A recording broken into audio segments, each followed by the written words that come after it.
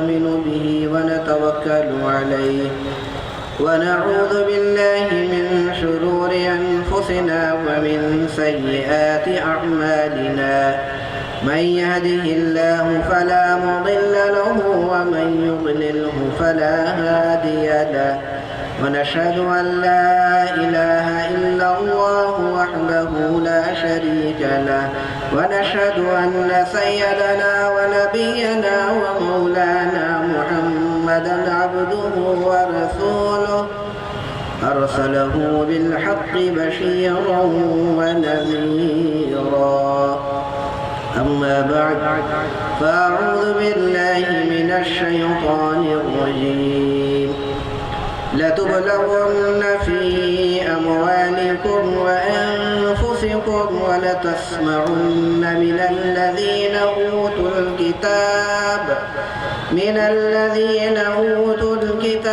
ومن الذين أشركوا أذى كثيرا وإن تصبروا وتتقوا فإن ذلك من عزم الأمور صدق الله العظيم وصلى الله تعالى على خير خلقه وسلم تسليما كثيرا كثيرا رب اشرح لي صدري ويسر لي أمري واحلل عقدة من لساني يفقهوا قولي محترم علماء کرام، شہر اور اطراف سے آئے ہوئے معزز حاضرین اجلاس،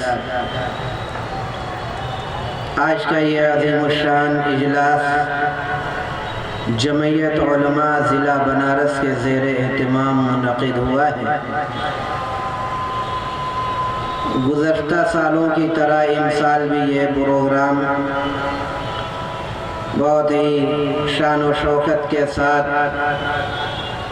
منعقد ہوا ہے، اور یہ پروگرام آج کا یہ جو اجلاس عام ہے، یہ اپنی معنویت کے اعتبار سے دیگر اجلاس کے مقابلے میں ایک امتیازی حیثیت کا مالک ہے۔ اس اجلاس کے اندر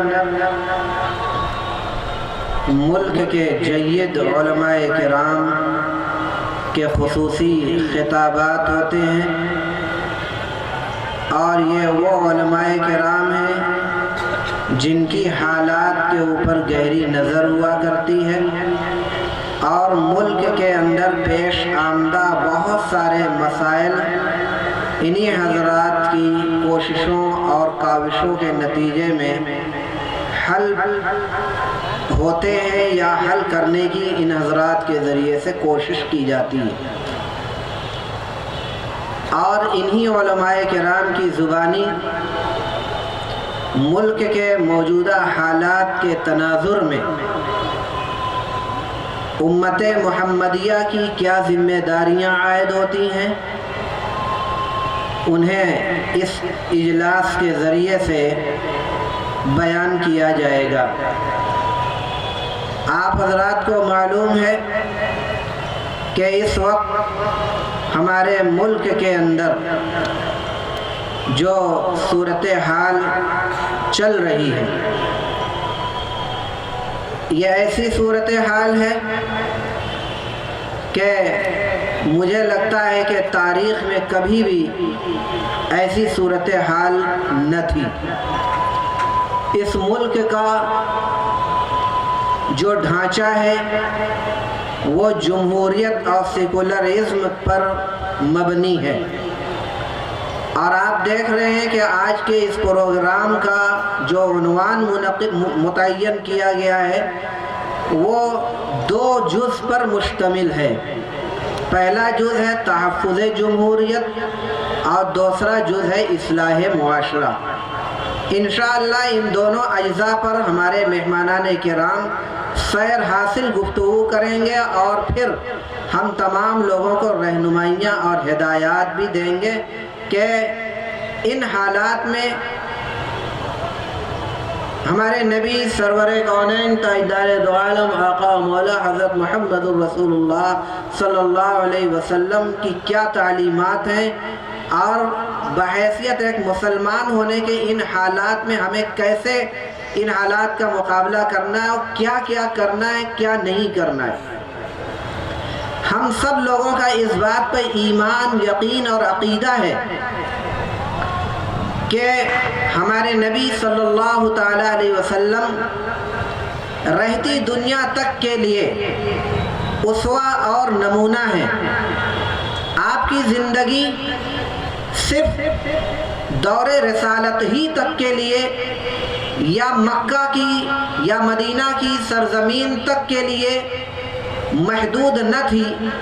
بلکہ آپ کی حیات مبارکہ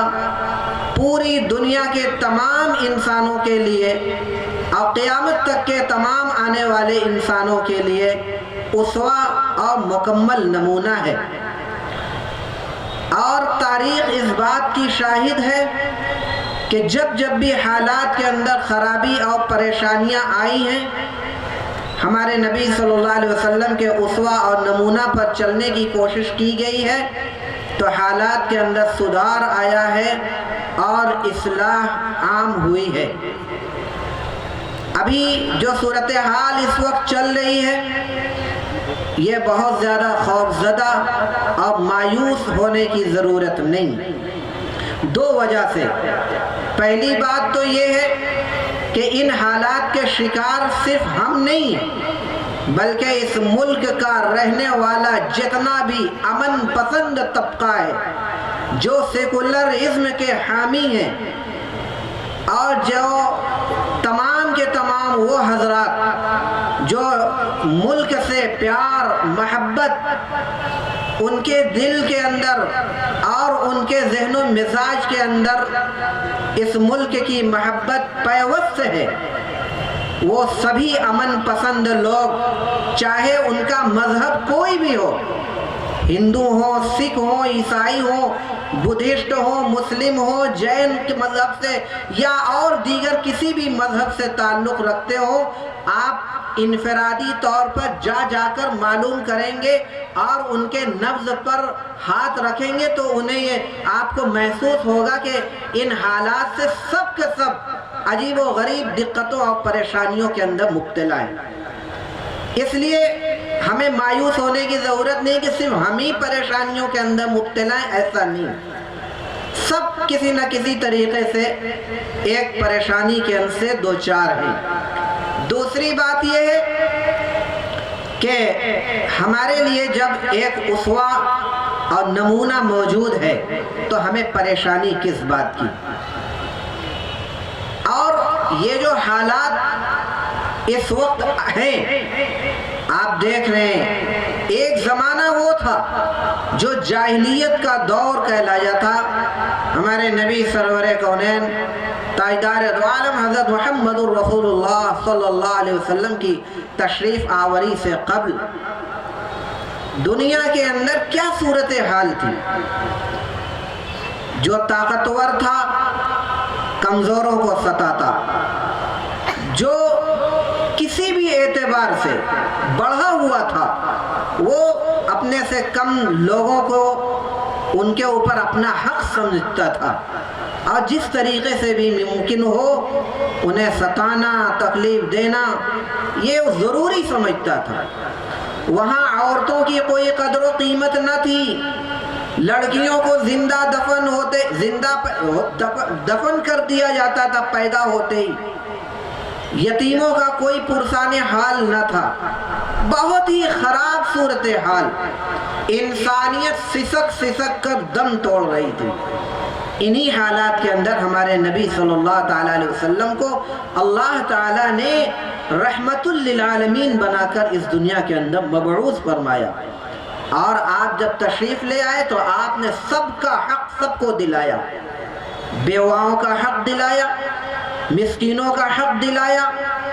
یتیموں کا حق دلایا،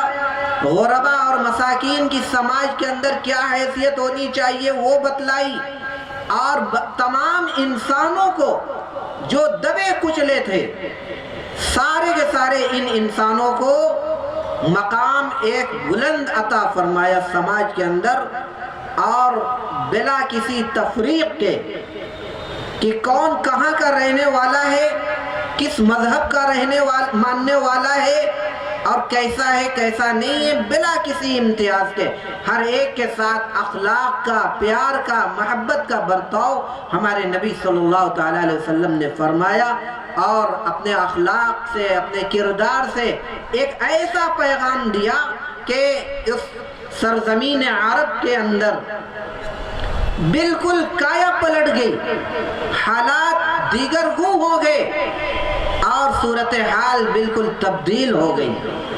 ہر ایک کو ان کا حق ملا۔ میرے دوستو، بزرگوں، آج جو حالات ہم اس وقت دیکھ رہے ہیں دنیا کے اندر، اسی طریقے کے حالات آج پھر پیدا ہو گئے۔ تو اس وقت صورتحال یہ تھی کہ ان حالات کے آنے پر اللہ رب العالمین نے انسانیت کا مسیحا بنا کر ہمارے نبی صلی اللہ علیہ وسلم کو مبعوث فرمایا۔ تو اب سوال یہ پیدا ہوتا ہے کہ آج کون آئے گا ان حالات کو سدھارنے، اور جن کا حق وہ جو پامال کیا جا رہا ہے ان تمام لوگوں کے حقوق کو دلانے کے لیے آج کون آئے گا؟ میرے بھائی، کوئی نہیں آئے گا، اس لیے کہ ہمارا ایمان و عقیدہ ہے، اور یہی ہونا بھی چاہیے کہ ہمارے نبی صلی اللہ علیہ وسلم خاتم الانبیاء ہیں، آپ کے بعد کوئی نیا نبی نہیں آئے گا، نبوت کا سلسلہ ختم۔ اب نبوت کی، انبیاء کرام علیہ السلام کی جو ذمہ داریاں تھیں، وہ ساری کی ساری ذمہ داریاں امت کے کندھوں پر عائد کی گئی ہیں، اور امتیوں کو یہ ذمہ داری دی گئی ہے کہ جو کام انبیاء نے کیا وہ کام اب تمہیں کرنا ہے۔ لہذا یہ جو حالات اس وقت چل رہے ہیں، ان حالات سے مایوس ہونے اور گھبرانے کی ضرورت نہیں، بلکہ ہم اپنی ذمہ داریوں کو محسوس کریں کہ ان حالات میں بحیثیت ایک امت محمدی کے ہمارے اوپر کیا ذمہ داریاں عائد ہوتی ہیں۔ اور یہ حالات جن کا ہم اس وقت ذکر کر رہے ہیں اور عام طور سے لوگ شکوہ بھی کرتے ہیں، تو یہ حالات ایسا نہیں کہ اچانک ایسے ہی آ گئے، بلکہ قرآن کریم کے اندر خود اللہ رب العالمین نے بہت پہلے ہی ان حالات کے بارے میں تمام ایمان والوں سے بیان فرما دیا تھا، اور پیشگی کہہ دیا تھا کہ لَتُبْلَوُنَّ فِي أَمْوَالِكُمْ وَأَنفُسِكُمْ وَلَتَسْمَعُنَّ مِنَ الَّذِينَ أُوتُوا الْكِتَابَ وَمِنَ الَّذِينَ أَشْرَكُوا أَذًى كَثِيرًا، کہ اے ایمان والو، تمہاری آزمائشیں مختلف طریقے سے ہوں گی، کبھی تمہارے مال کو، کبھی تمہاری جان کو ہلاک کر کے تمہیں آزمایا جائے گا، اور یہ سب تو جو ہوگا سو ہوگا۔ اس کے ساتھ ساتھ تم یہودیوں کے ذریعے، نصرانیوں کے ذریعے اور مشرکین کے ذریعے تم ایسی باتوں کو سنو گے جو تمہارے لیے تکلیف دہ ہوگی، جنہیں سننے کے بعد تمہیں اذیت محسوس ہوگی۔ لیکن خبردار خبردار، ان حالات کو آنے کے بعد تم گھبرانا نہیں، پریشان نہ ہونا، شکوہ شکایت نہ کرنا، بلکہ تمہاری ذمہ داری اس وقت یہ ہوگی کہ وَإِن تَصْبِرُوا وَتَتَّقُوا فَإِنَّ ذَلِكَ مِنْ عَزْمِ الْأُمُورِ، کہ ان حالات کے اندر تمہیں کیا کرنا ہے؟ ایک تو یہ کہ صبر کرنا ہے، صبر کرنا ہے، اور یہ مزاج بنا لینا ہے کہ یہ اللہ رب العالمین کی طرف سے ہمارا امتحان ہو رہا ہے، تو اس امتحان کے اندر کامیابی کے لیے اور ان حالات کے اندر ثابت قدمی کے لیے اللہ رب العالمین سے دعا کی جائے، اے اللہ ان امتحان کے اندر ہمیں کامیابی عطا فرما، اے اللہ ہمیں ثابت قدمی عطا فرما، یہ دعا کی جائے۔ اور فرمایا کہ وَإِن تَصْبِرُوا وَتَتَّقُوا، ان حالات کے اندر صبر اور تقوی اگر تم اختیار کرتے ہو تو سمجھ لو کہ یہ بڑی عالی ہمتی کا یہ کام ہے۔ تو ان حالات کے اندر ہماری یہ ذمہ داری بنتی ہے کہ ہم اپنے حالات کے اندر تبدیلی پیدا کریں، اور جب تک ہم اپنے حالات کے اندر تبدیلی پیدا نہیں کریں گے تب تک ہم ان پریشان حال اور اس طریقے کی تکلیف دہ صورتحال سے ہم اپنے آپ کو بچا نہیں سکتے۔ اس لیے کہ دوسری جگہ خود اللہ رب العالمین نے واضح طور پر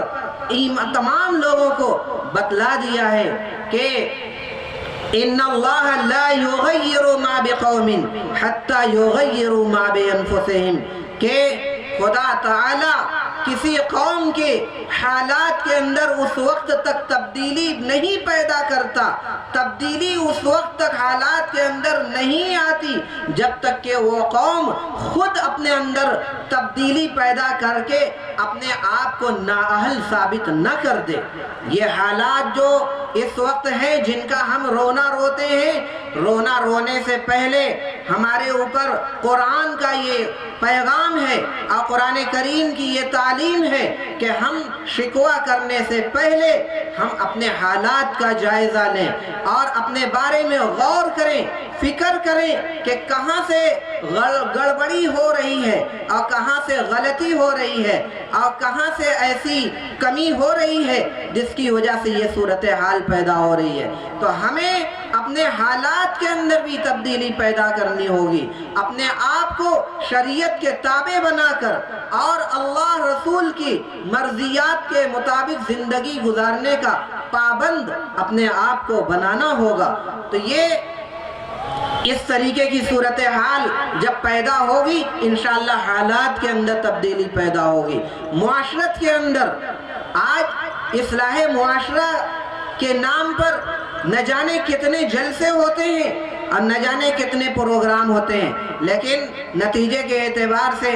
دیکھا جاتا ہے کہ حالات کے اندر اب معاشرے کی اصلاح اور سدھار کے اندر کوئی خاص تبدیلی واقع نہیں ہوتی۔ کیوں؟ آخر اس کی وجہ، اس کے اسباب کیا ہیں؟ تو اس کی وجہ اور اس کا سبب یہی سمجھ میں آتا ہے کہ ہمارے اندر یہ ایمانی کمزوری ہے، اللہ کا خوف نہیں ہے، اور آخرت پر ایمان اور یقین جتنا پختہ ہونا چاہیے اسی کی کمی کا یہ نتیجہ ہے کہ آج ہمارے اندر حالات کے اندر کوئی تبدیلی نہیں ہو رہی ہے، معاشرے کے اندر اصلاح نہیں ہو رہی ہے، اور جو ہماری ذمہ داریاں تھیں آج ہم ان ذمہ داریوں کو ہم نے بالکل نظر انداز کر دیا۔ اور اللہ کی سنت ہے کہ جب بھی ہم اللہ کے احکام سے روگردانی کریں گے اور جب بھی ہم اللہ کے احکام کی پامالی کرنے لگیں گے اللہ رب العالمین بھی ہم سے توجہ اور رحمت کی نگاہ ہٹا لے گا، جیسا کہ خود اللہ رب العالمین نے قرآن کریم کے اندر ارشاد فرمایا یا ایھا الذین آمنوا اتقوا اللہ ولتنظر نفس ما قدمت لغد واتقوا اللہ ان اللہ خبیر بما تعملون ولا تکونوا کالذین نسوا اللہ ولا تکونوا کالذین نسوا اللہ فانساہم انفسہم اولئک هم الخاسرون، کہ تم ان لوگوں جیسے نہ ہو جانا جنہوں نے اللہ کو بھلا دیا، اور جب انہوں نے اللہ کو بھلا دیا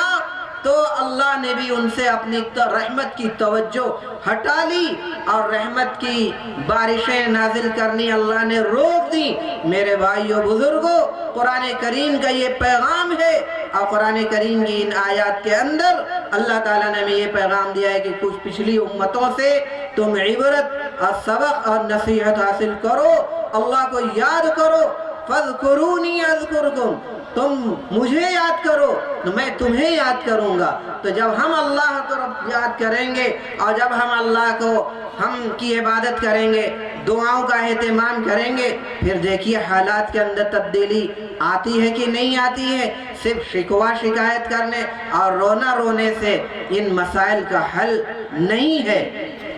کچھ اپنے اندر بھی ہمیں اصلاح کرنی ہوگی، اور اللہ کی رحمت کو متوجہ کرنے کے لیے اپنی نفس کی قربانیاں دینی ہوں گی اور احکام شریعت پر ہمیں پابندی سے چلنا ہوگا۔ اسی طرح کا پیغام اور میسج دینے کے لیے اور اپنی ذمہ داریوں کا احساس دلانے کے لیے یہ پروگرام منعقد کیا گیا ہے۔ ہمارے علماء کرام، ہمارے مہمانان کرام جو اپنی تمام تر مصروفیات کے باوجود یہاں پہ تشریف لے آئے ہیں، اشتہار کے اندر جن جن شخصیات اور علماء کرام کے نام نامی اور اس میں گرامی آپ نے پڑھے، الحمدللہ ثم الحمدللہ ہمارے تمام کے تمام مہمانان کرام تشریف لے آئے۔ ہم ان تمام مہمانان کرام کا اپنی طرف سے بھی اور آپ تمام لوگوں کی طرف سے بھی، بنارس شہر کے تمام باشندگان کی طرف سے ہم ان کا استقبال کرتے ہیں اور